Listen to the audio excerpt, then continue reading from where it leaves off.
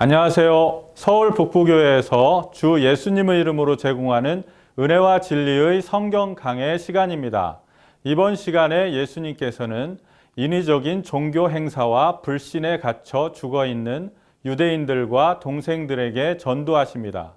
시청하시는 동안 나의 인간적 힘을 의지하는 종교 생활 대신 믿음 안에서 성령으로 사시기를 기원합니다.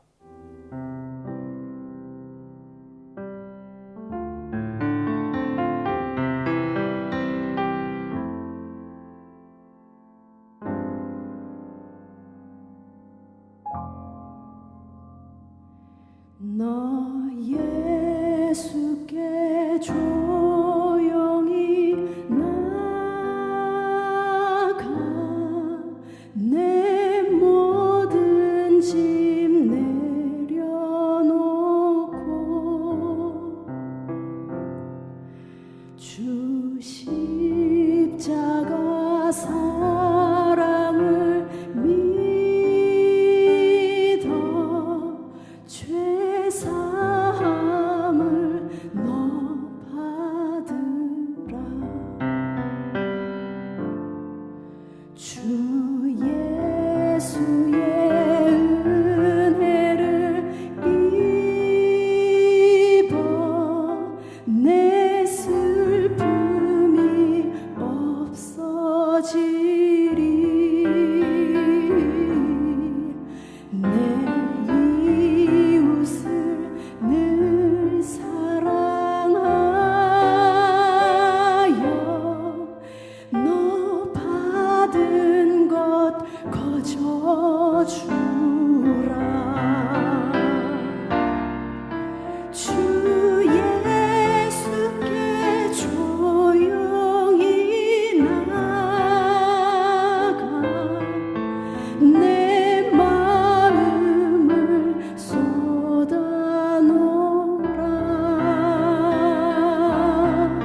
늘 은밀히 보시는 주님 큰 은혜를 베푸시리. 안녕하세요. 오늘도 이 요한복음 7장 2절 이하를 읽어보겠습니다. 요한복음 7장 2절 이하로 유대인의 명절인 초막절이 가까운지라 그 형제들이 예수께 이르되 당신이 행하시는 일을 제자들도 보게 여기를 떠나 유대로 가소서. 스스로 나타나기를 구하면서 묻혀서 일하는 사람이 없나니 이 일을 행하려 하거든 자신을 세상에 나타내소서 하니 이는 그 형제들까지도 예수를 믿지 아니함이로라. 예수께서 이르시되 내 때는 아직 이르지 아니하거니와 너희 때는 늘 준비되어 있느니라. 세상이 너희를 미워하지 아니하되 나를 미워하나니 이는 내가 세상의 일들을 악하다 증언함이라. 너희는 명절에 올라가라. 내 때가 아직 차지 못하였으니 나는 이 명절에 아직 올라가지 아니하노라. 이 말씀하시고 갈릴리에 머물러 계시니라. 그 예수님의 행보를 늘 주목해 보시면 많은 것을 깨닫게 되고 교훈을 받게 됩니다. 여기 이제 2절에 보면 유대인의 명절은 초막절이 가까운지라 하는 말씀이 있죠. 6월절과 초막절 사이에 한 7개월의 차이가 있어요. 이게 유대 달력으로 1월 달에 6월절이라면 이제 7월 달에 초막절 시작이 되거든요. 한 7개월 차이가 있어요. 근데 유대인의 명절인 초막절이 가까운지라. 유대인에게는 7대 그 연중 행사가 있어요. 명절이 있는데 이거 성경에서는 여호와의 절기라고 그래요. 여호와의 절기. 여기는 유대인의 명절 그잖아요. 여기 의미가 커요. 하나님의 철기를 자기들 마음대로 지키니까 유대인의 명절이다. 사도 요한이 이걸 철기라고 쓸 수가 없었던 것 같아요. 그래, 유대인의 명절. 계속 유대인의 명절에 나와요. 유대인의 명절은 6월절이 가까워지라. 이건데 유대인의 명절은 초막절에 가까웠다. 근데 이 7대 명절이 의미하는 게 굉장히 중요합니다. 이 명절이 하나님의 경륜을 그 절기를 통해서 나타내셨는데 6월절은 예수님 죽으심을 가리키는 거예요. 6월절. 예표한 거예요. 그 다음에 초실절이 나와요. 주님의 부활을 예표한 거예요. 초실절. 그 다음에 오순절이 나와요. 이게 예수님의 성령 강림을 가리키는 거예요. 그리고 교회가 형성되는 걸 예표한 거예요. 그 다음에 나팔절이 나와요. 이건 예수님의 재림을 상징하는 거예요. 속절이 있어요. 이건 그리스도의 심판대를 상징하는 거예요.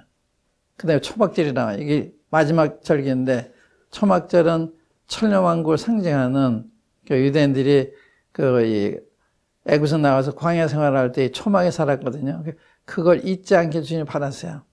그래서 그걸 대대로 기억하게 하기 위해서 이 초막절을 주신 건데 이 초막절은 유대인들이 하나님의 은혜로 그들이 약속한 축복을 온전히 받는 때예요. 이 초막절. 그래서 천왕국 시대가 유대인에 대한 약속이 온전히 이루어지는 때이거든요. 그래 유대인들이 머리 나라가 되고 유대 민족을 중심으로 하나님 세계를 다스리죠. 이 천왕국 시절에. 그런데 우리는 이제 이 7대 절기 중에 6월절 지났죠. 초실절 지났죠. 오순절에 있는 거예요. 그러니까 7대 절기 중에 이제 세 절기, 네 절기, 6월절, 무교절, 초실절, 그 다음에 오순절, 네 번째 이 절기에 속해 있는데 이 성경 말씀대로 6월절이 지금 돌아갔어요. 6월절에. 그 다음에 말씀대로 이 3일 만에 초월절에 부활하세요. 주님이 부활하신 때로부터 50째 되는 날, 오순절, 오순절은 말 50째 되는 날, 부활서부터 50째 되는 날가 이제 오순절이거든요. 그날 성령이 임하셨어요. 오순절 날. 그래서 하나의 스케줄대로 지금 진행하고 계신 거예요. 그 다음에 오순절부터 이제, 그 다음에 나팔절인데, 이 나팔절과 오순절 이게 가장 길어요. 6월절, 무교절, 초실, 이건 다 같은 달에 있어요. 그런데, 초실절로부터, 오순절로부터 나팔절까지는, 상당한 시간이 걸려요. 몇 달, 걸려요. 그러니까 하나님이 은혜의 기간을 이렇게 장기간 주시는 거죠. 딴 절은 다 짧은데, 오순절부터 나팔절까지가 제일 길어요. 예. 그러니까 3월 달에서 6월 달까지 5, 6월이 이제 나팔절이 시작이 된다고 내가 정확히 말씀드려야 되겠네요.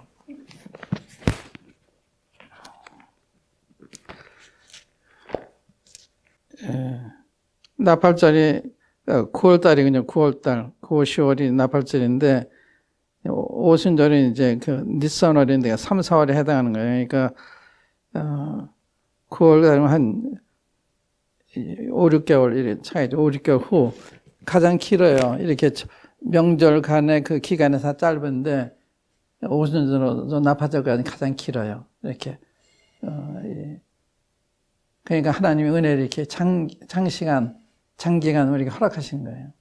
그런데 이게 항상 오순절이 있는 거는 나팔절이 오는 거예요.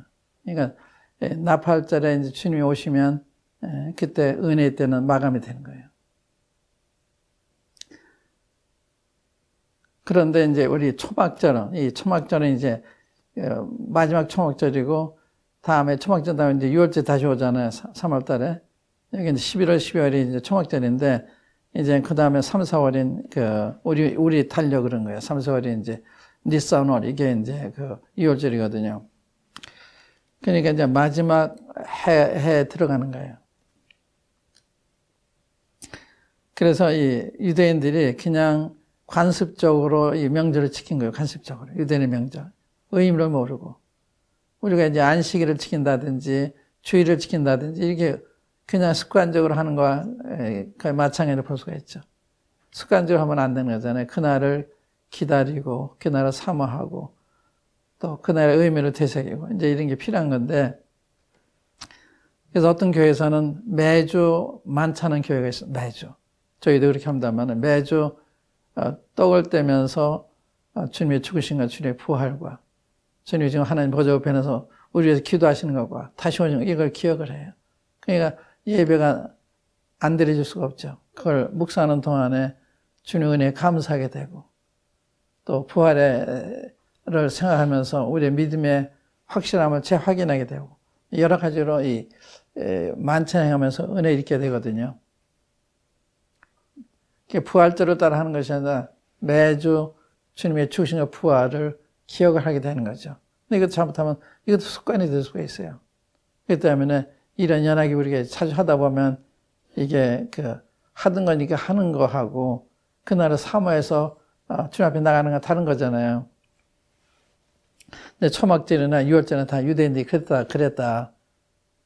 그런 것처럼 우리도 그럴 수가 있다. 그러니까 그렇게 조심하지 않으면 우리 관성에 의해서 하는, 그래서 계시록 2장에 보면 2장 3장에 보면 아시 7개가 나오잖아요. 근데 첫 번째 나오는 게 이제 에베소 교회인데, 에베소 교회가 내가 너의 행위와 수고와 인내를 안다 그러세요.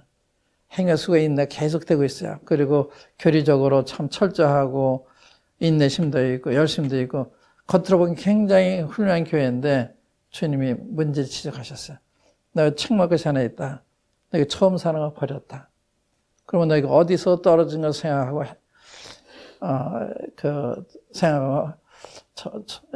어디서 떨어진 생각하고 회개하고 처음 행위를 가져라. 그렇지 않으면 내가 와서 촛대를 옮기겠다. 이런 우협을 하시거든요. 그런데 1개월 보면 겉으로 보면 행위도 있죠. 수고도 인내 다 있어요. 뭐가 빠졌냐? 믿음의 행위가 없어요. 믿음이 없어요. 사랑이 없어요. 소망이 없어요. 이 테살로니가 교회는 믿음의 역사와 사랑의 수고와 소망의 인내를 얘기하잖아요. 이게 빠진 거예요. 그러니까 우리가 습관적으로 하되 이것이 그럼 믿음에서 하는 거냐, 사랑에서 하는 거냐, 또 소망 때문에 즐거움으로 참으면서 하는 거냐, 이게 다른 거예요. 그런데 지금 유대인들은 관성적으로 하던 일을 그냥 하는, 그러다 보니까 주님을 잊어버리고 잃어버리고 이렇게 되게 쉬운 거거든요. 근데 여기 이제 3절에 보면 그 형제들이 예수께 이르되 당신이 행하는 일을 제자들도 보게 여기를 떠나 유대로 가소서. 스스로 나타나기를 구하면서 묻혀서 일하는 사람이 없나니 이 일을 행하려 하거든 자신을 세상에 나타내소서. 이는 그 형제들까지도 예수를 믿지 아니함이로라. 여기 그 형제들은 육신의 형제들, 이 형제들에 대해서는 이제 학자들 간에 많이 이야기가 있습니다만은 이거는 카톨릭교에서는 예수님 낳은 다음에 마리아는 평생 동정이다. 아기를 낳지 않았다. 그래서 이 마리아의 신성을 강조하기 위해서 그런 이론을 펴냈는데 성경 얼마나 많이 예수님의 친동생들인 것을 말씀하고 있는지 조금 후에 이제 말씀을 드리기로 하고, 그런데 여기 이제 그 형제들 믿지 않았다. 예수 같이 살면서 같이 행하면서 다 봤는데 어떻게 못 믿었을까? 이런 생각이 들잖아요. 이 사람이 믿는다고 하는 건요, 그게 가깝다고 믿는 건 아니에요. 성경 말 많이 듣는다고 믿는 건 아니에요. 많이 들으면서 못 믿는 사람 많아요. 그러니까 왜 형제들이 못 믿었을까? 나 딴 데 보면요, 예수님 미쳤다는 이야기를 듣고서 예수님을 잡으러 와요. 잡으러. 그러고 오는데, 그러니까 같이 살면서 예수님 누군지 몰라요. 나중에 사도행전에 가면 이제 믿었습니다만은 그 후에 이제 믿는데, 그 전에는 같이 한 집에 살면서 말씀하시는 행위를 다 들었을 텐데 왜 몰랐을까? 아마 주님이 드러나게 이렇게 주장하시긴 그러진 않으셨을 거예요. 겸손히 이렇게 행하시고, 그러시니까 이제 그런 정도로 못 본 거죠. 사실은 이때는 벌써 주님이 기적하는 걸 다 본 거예요. 이 동생들도. 그런데도 불구하고 믿지 않았거든요. 사람이 미쳤다 그러면 그런 줄 알고 창피해서 주님을 잡으러 가고 이제 그런 장면이 나오는데, 그러니까 이 가까이 있으면서도 못 믿는, 말씀 많이 들으면서 못 믿는. 왜 그런가 하면 주님이 이것을 지혜롭고 슬기 있는 자들에게 숨기시고 어린아이들에게 나타내신다. 이게 하나님의 뜻이에요. 옳소 이렇게 된 것이 아버지의 뜻이니이다. 아버지 외에는 아들을 아는 자가 없고 아들과 아들의 소원대로 계시를 받는 자 외에는 아버지 아는 자가 없다. 하나님이 계시해 주셔야 믿게 된 거예요. 하나님께서 예수님 누군지 가르쳐 주셔야 믿는 거예요.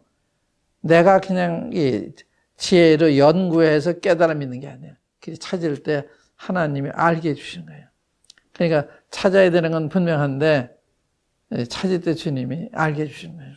그런데 이 동생들은 주님 보면서도 그러지 못했던 것 같습니다. 그러니까 못 믿잖아요. 마리아도 그렇게 성령으로 잉태 주님을 낳고 또 많은 경험을 하잖아요. 12세 때 경험한 거니 많은 이 경험을 하면서도 주님을 그냥 자기 자식처럼만 생각을 하지 하나님의 아들을 생각 못 하잖아요. 그래서 2장에 보면 예수님한테 저 포도주 떨어졌다 하니까 예수님이 여자여 나보다 상관이 있습니까? 내 때까지 이르지 않았다 그랬잖아요. 여자야 그러잖아요. 자기를 자기 자식처럼 생각하니까 이제는 그걸 깨달을 때가 됐는데 못 깨달으니까. 그래서 마리아도 그런 경험을 하고 예수님을 잉태해서 낳기까지 하고 그런 경험을 했는데 불구하고 예수님을 그렇게 존중하고 경외하고 그러지 못하잖아요. 겉으로 보기엔 소년이고 어린애기니까. 그래서 예수님 믿는다고 하는 건 그렇게 쉬운 게 아니에요. 그 성령님 역사가 있지 않으면 못 믿고 믿은 후에도 성령 역사로 계속 말씀을 깨닫게 해주지 않으면 그런 분으로 대할 수가 없는 거예요. 그러니까 계속 날마다 이 주님과 가까이 휴지하지 않으면 믿음으로 산다는 게 안 되는 거죠. 그런데 이게 이제 그 동생들이 주님 앞에서 주님 위에 산 말인지 또 뭐라 그럴까요? 못마땅해서 한 말인지 못마땅하다는 게 맞을 수도 있어요. 못마땅해서. 그래서 왜 자기를 나타내려고 하면서 이렇게 시골에 사십니까? 저 예루살렘에 중심지에 가서 행하시면 사람들이 믿지 않겠냐? 왜 여기서 이러고 있냐? 그런 이야기거든요. 그러니까 예수님을 답답하게 생각한. 그러니까 얼마나 주님 몰라요. 근데 주님이 뭐라 그래요? 난 내 때는 아직 이르지 않았다. 그래서 내 때. 예수님은 명절 올라가는 것도 그 정한 시간이 있는 거예요. 명절 주간에 올라가시거든요.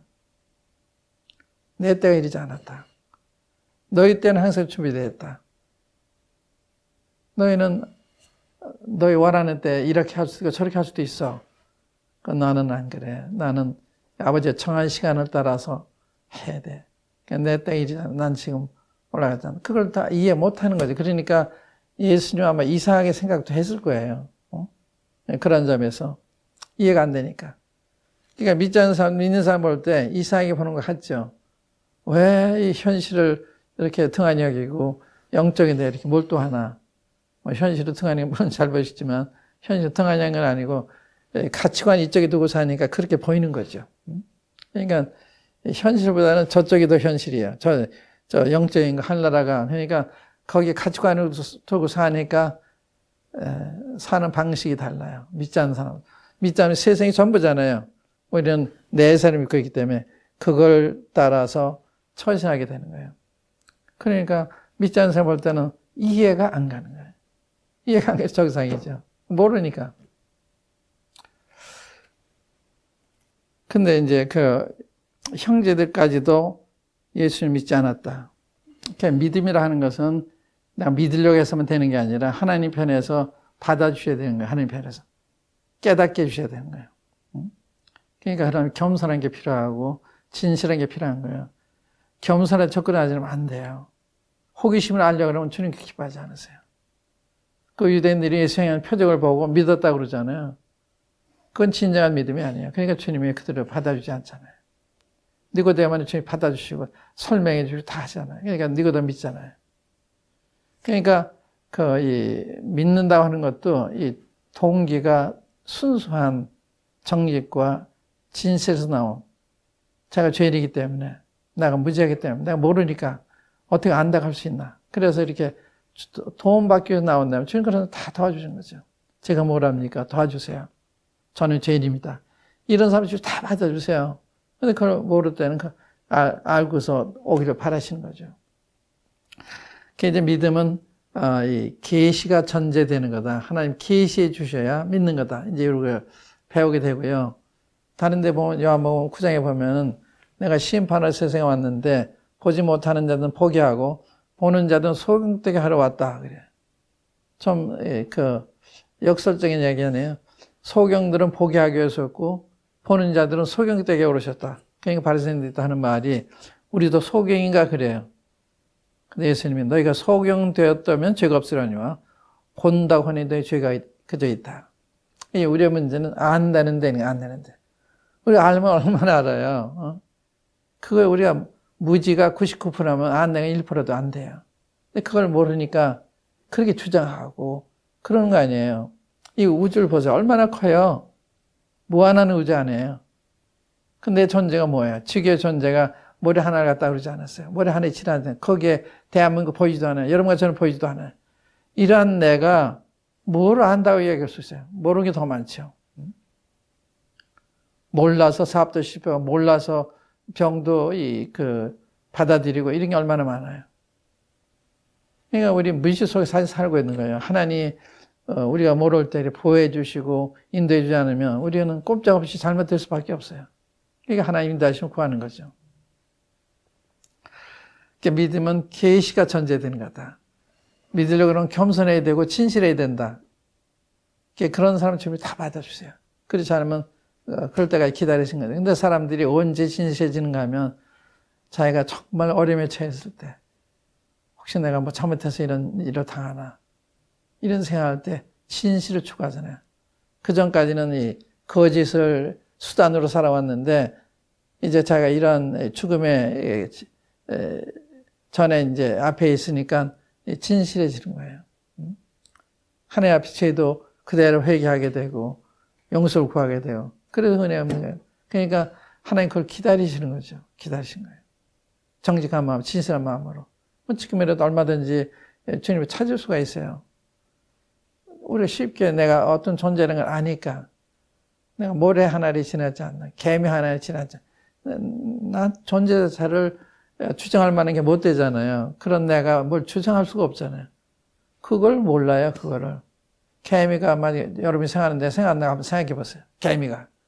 인간이 어디 있어? 개미 눈에 인간이 보이겠습니까? 물체가 좀 움직인다고 본능적으로 느끼겠죠. 그래서 자기는 안 보이는데 인간이 어디 있어? 안 보이는데. 자기가 작아서 안 보이는 게 개미가 없어서 안 보이는 게 아니잖아요. 또 인간들이 만들어 놓은 게 많잖아요. 뭐 자동차라든지 기차라든지 비행기라든지 빌딩이라든지 저절로 했다가 자기들끼리 그럴 거라고요. 저절된 게 아니죠. 자기가 작아서 생각을 못하는 거죠. 인간은 우리보다 못한 이 곤충도 있고 하등물이 있지만 또 우리보다 높은 하나님이 계시잖아요. 이게 마음을 만드시면 누구예요? 이걸 못 생각하는 건 나보다 월등하신 무한하신 하나님, 전능한 하나님, 이게 계신 걸 모르니 그 생각을 못 하는 거예요. 하나님 만드셔 보면 하나님이 얼마나 높으시고 얼마나 굉장하시고 얼마나 지혜가 많으시고 얼마나 섬세하시고 하나님 만든 창조물을 보세요. 얼마나 물고기 보세요. 화초를 보세요. 곡식 여러 가지 종류를 보세요. 하나님 얼마나 다양하신, 그러면서 섬세하신, 아름다우신, 두려우신 이 하나님의 속성을 다 설명할 수가 없어요. 이런 하나님이시거든요. 한번 이제 그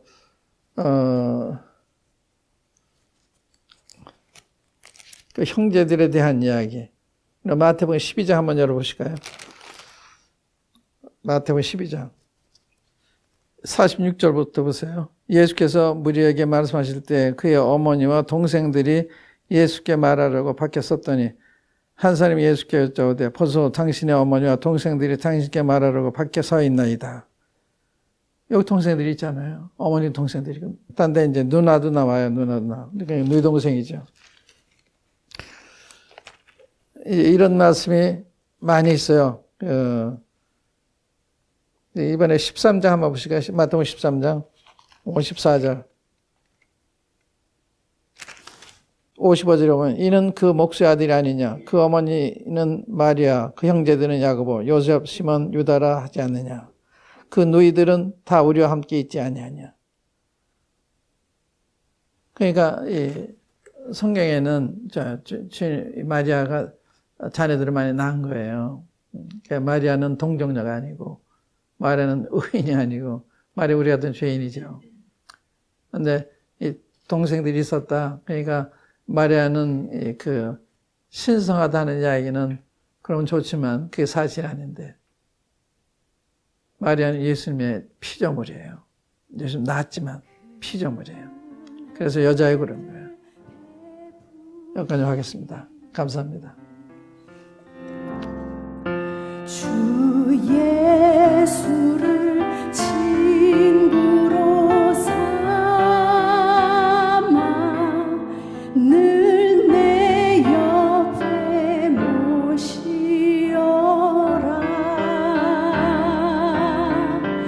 그 영원한 생명 샘물에 내 마른 목 죽이어라.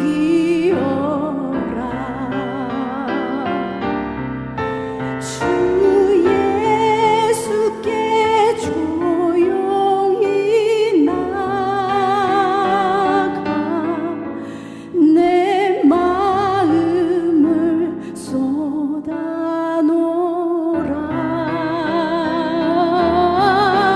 늘 은밀히 보시는 주님